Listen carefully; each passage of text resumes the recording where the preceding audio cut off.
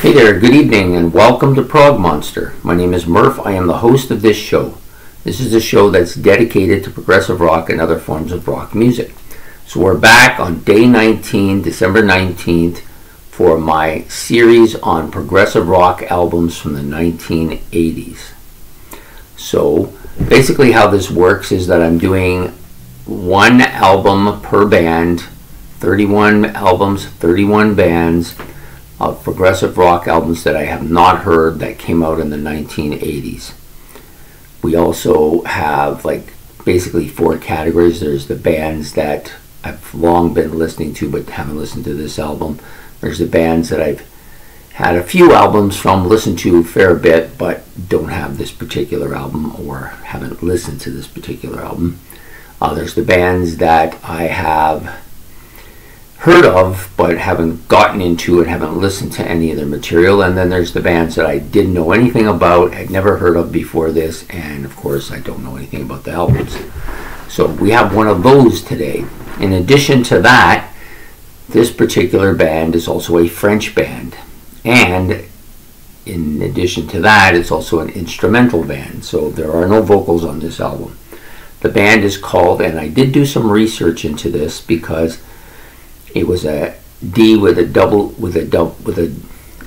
with a U, double dot N, and I wanted to make sure I got the pronunciation right, but I really couldn't get the explanation to me properly, so I then decided to look at the tracks and see if I could figure anything out from that, and of course the second track is called Arrakis.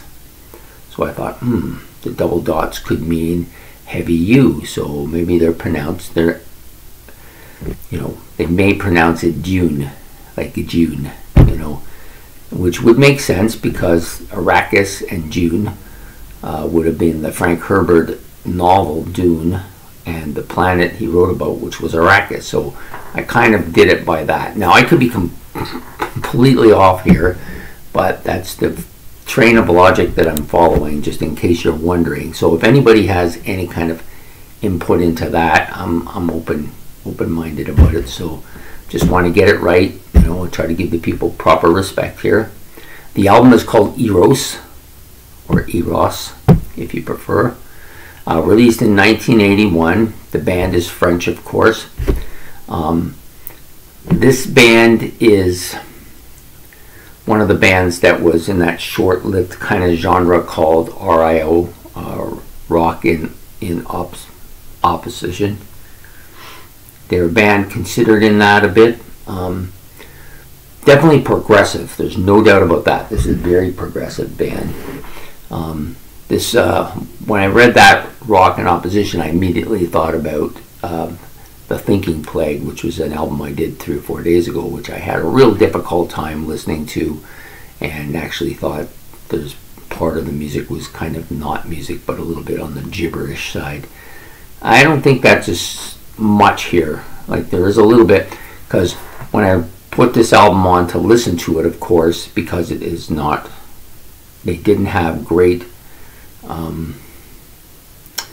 record industry help when they put the album out. It didn't get promoted properly and stuff like that, so there's not a lot of this album around. So when you hear that, that means it's going to be difficult to find on here. So wasn't impossible to find, though. I did find a couple of full album things, and I put them on, only to find that they basically had cut the third track out and put another version of the second track, Arrakis, in. So you had La Piece, which is the first track, Arrakis, which is the second track, and then Eros was next, which was actually the last track, but they put it in third, and then they put Arrakis, the 79 version, in the bottom, and I didn't want that because that's not what the album is. So what I did is I punched in the third track, was called Bentonio, and it came up at the track, so that was great. So I actually listened to that track first because it was already up. That track was kind of more like what I was thinking the Thinking Plague would be like. I didn't really care for this track. It was kind of jumpy. So it started with noisy flute, and then the pattern was going to some heavy piano and drums, and then parts added in, and then back to the piano, and then a solo, and then some heavy parts again, and it was kind of punctuated with some slow, moderately paced kind of heavy stuff, and some functional kind of, with some functional kind of bass in there, I guess is might be what you call. Kind of felt like mostly like, even though they were playing some electronic stuff here, it felt mostly like a kind of classical bit. But it was kind of jumpy and jarry, like you got with that Thinking Plagues, and I was kind of thinking, oh God, I don't know if I could sit through another one of these. So, but I persisted. So after that track, I only gave that track a 5, not because it was that great of a track, but because the instrumentation was really good, even though it was kind of a little bit choppy in spots. I didn't really enjoy it. So then I said, okay, so now how am I going to do these other tracks? So what I did is I went back and I did the exact same thing I did with Bitonino. Instead of going back and listening to the full album and then just cutting the parts out that I like, leaving the bottom track out. I could have done it that way too, but I decided I would punch each track in individually, see if I got what I wanted, and it ended up working. So anyways, the album got better. The first track started with some winds and some drums, and then it was followed by some flute and some heavy parts. Then the broken parts, then it jumped in some broken parts and bits. So it was a little bit like Bitonino that way, but it got better as it went along. The song got heavier. There was a real good guitar bit and a solo that I really enjoyed quite a bit. That brought it up a lot. And then there was a part that got faster and the song grew, meaning that more instruments were thrown in and they became more complicated and more complex. So that's a good way to describe it. This band is very instrumentally complex, very sophisticated, very intrinsic, I guess maybe the word. I'm not sure if that's the right word here. I liked the flute part because it was dominant. There was a lot of, and I don't even know if it was flute. It could have been flute fed through a synthesizer, and it might have been synthesizer flute, or like a flute synth. Not quite sure there. Anyways, it was very interesting part. That brought it up. I still only gave it a 4, though. I don't think it was quite as good as the Benito instrumentally, but it was pretty. It's a pretty solid song. From there on in, it gets a lot better. So that's the first track and the third track. So now we're going to go to the second track, which is called Arrakis, which, of course, if you're a book follower, you know that Arrakis was the planet that Paul Atreides was on in the book Dune by Frank Herbert. So that's why I decided to choose the word Dune for the group's name, because it sounds like they go together again. So anyways, this track has a nice piano opening with some synthesizers. It's a nice kind of mellow opening. Then there's a flute that's kind of like an organ, if that makes any sense. And then the organ gets kind of a spacey sound to it. And this builds, all of this builds to a bit of a crescendo, where it just keeps building up and building up until it gets to a kind of top part, and then it kind of drops off and becomes a bit choppy with some, but then they get into this part that's very different from any of the other stuff on the album. It's kind of jazzy, and then there's like a jazzy piano kind of bit that goes on, and then that steadily speeds up, and then some really jazzy like instrumentation after that, like all of the instruments in. Kind of a very jazzy song. I'm not a big huge fan of jazz, but I found with jazz, if it's played in a kind of style that's more modern or more progressive in nature, I tend to like it better. This is something that's common with the American bands, I find. They tend to take their progressive rock from a bit more jazzy roots, and I tend to be more of a British rock progressive rock fan because they tend to come from a little bit more of a classical route. I've said this before, and I know there's going to be some people that will argue with me about it. That's fine. You know, it's just my opinion based on what I've listened to date.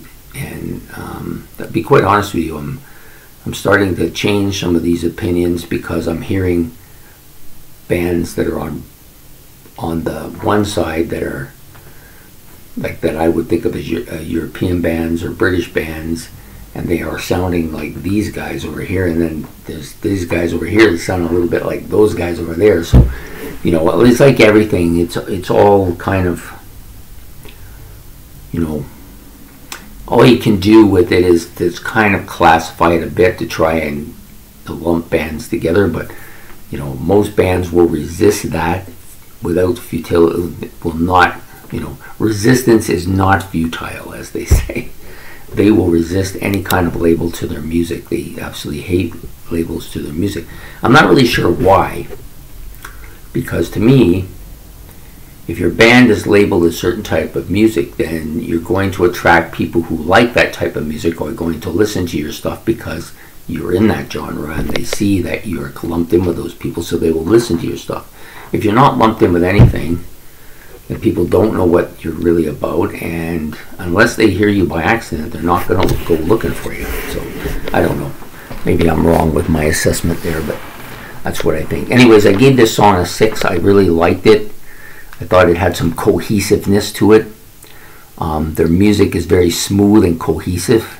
It's not like the Thinking Plague as I thought it was. And each track has gotten better as we've gone along. With the Thinking Plague, it was kind of jumbo. It's almost like a music sounding. It almost sounds like movie scores in some ways. Although there was a little bit of that on Bento Nino. I think that's a Benonino. Yeah, there's a part there that kind of sounded like it was a bit of a score for a play. A bit of it, you know. Okay, so then we have the final track, which is my favorite track on the album. It's called Eros. Starts with a kind of eerie void wind sound, like opening. You know, that wind sound that you would get off of, like, say, Close to the Edge, but this has a void sound to it, like you might get in something from Hawkwind. With the synthesizers involved here, you know. The drums and it could be a xylophone. That's what I think I'm hearing. It's either a xylophone or maybe it's a vibraphone. I'm not really sure. Has a synth part to it. Very mellow-like part to this particular song. It's a very low-key, mellow type thing, and then it really, and it's really kind of catchy. Actually, the beat and the sound is very catchy. What else do we have? Fitting in the percussion and synthesizer noises as this beat goes along. So, you know, you've got this kind of catchy beat going along, and then there's some drums filling in a little bit here and some synthesizers coming in as well.